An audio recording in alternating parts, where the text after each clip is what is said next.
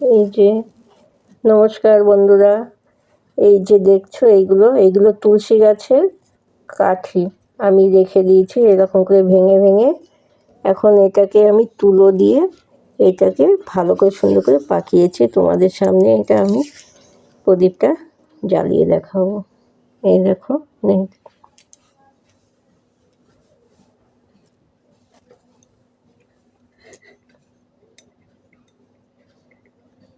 কত সুন্দর জ্বলবে দেখবে।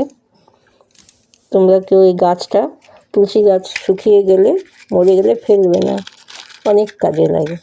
প্রদীপ জ্বালানো, ধূপ দেওয়া।